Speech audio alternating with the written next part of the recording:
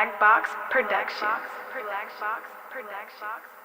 I'm not even black. I'm brown.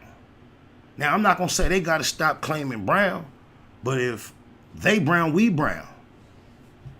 I know my colors. I'm no longer going through life allowing what's not be what is. It's just, I'm going to keep it a Google. No matter how, just like I find myself still singing to my granddaughter, my conscience is caught up in still wanting to sing Jesus songs. Oh, my mama. Y'all hearing me do it now. I'm not doing it. I don't believe. I'm not finna pass along a lie. Now, keep it a Google just because there's so much to consider, so much to think about. I'm not going to say, I'm not going to never, ever let her go to church with my mama, or she'll never hear none of that type of stuff from my mama. And that's just the reality of my considerations on both ends of my love chain, because even on that subject, it was a meme, and I make no apologies for saying I get so much from memes, even when it becomes to the conversation of indoctrinating myself, unindoctrinating, however you would say it correctly. I've been indoctrinated. The reversal of that process, memes are very helpful a lot of times. They give a very powerful message in a very short time that's easy to digest. And one of the most ones that made an impact on me at one point was I saw an older black couple, and they were like older, like looked like Southern oppression type times older, and they were standing in the field, and the words read, "These are the only people I don't argue with about religion, because they came from a time when that was all they had."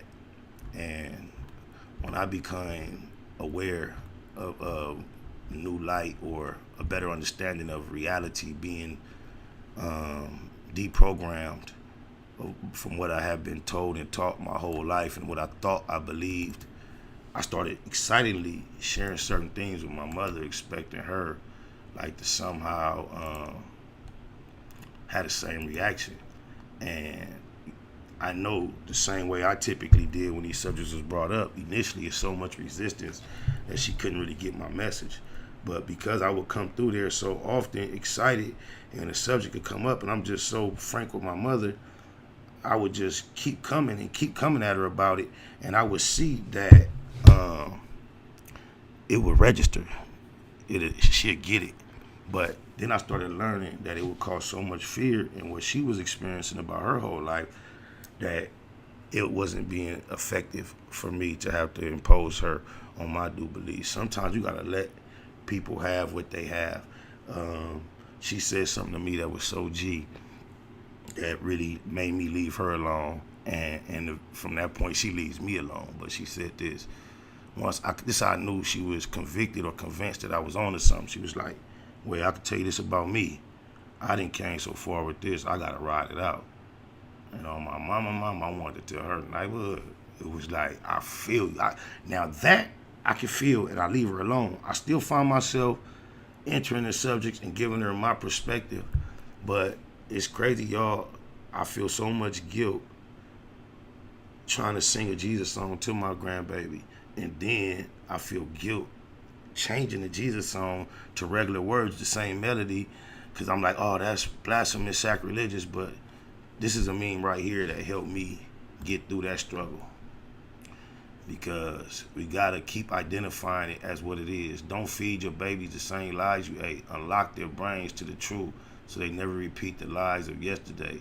Instill right knowledge. On my mama, you can't worry about always the immediate effect of what you're providing, because to take away from is to essentially leave a void, a gap. And I say that to say, through our religious belief and what we've been taught, there is a void of knowledge and understanding, or a thirst and hunger for knowledge and understanding that is satisfied just with that information that's embedded into us off point. We don't get it. We don't realize it, but we program. We thinking, oh, you living now. It's been messed up. It wasn't really your fault. But if you don't really do good, then it's gonna be like your fault, and you're gonna get burnt. But we got this plan. Don't even trip.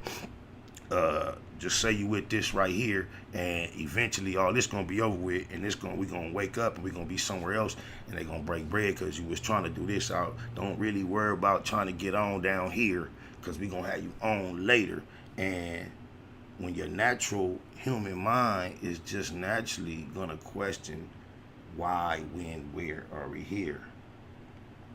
Just think, without that built-in answer that they serve human beings over and over again, your imagination and your communication with the elements is endless, limitless. We have no idea what's available to us as a source if we were not just accepting pre-programmed, pre-packaged information, inserting that into that area that had the desire for that knowledge and just going on. And then once we insert some of these things as factual, it develops our foundation for everything else we learn, then process, teach, and understand for our whole existence. And then that also translates into what we teach our children and what they know. And then that turns into generational misunderstandings. And then you can't move together forwardly in a positive fashion because your foundation is faulty. And we all know when you're building something, it starts with the foundation.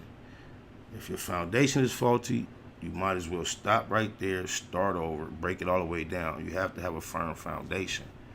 And firm foundation is going to have to be based on actual knowledge, facts. Snakewood Nip Hustle. Big shout out to my nigga SPI, Spotter Low. You know I'm in the black box, had to come through, tap in, show love one time. Yeah, y'all make sure y'all subscribe. Stay tuned.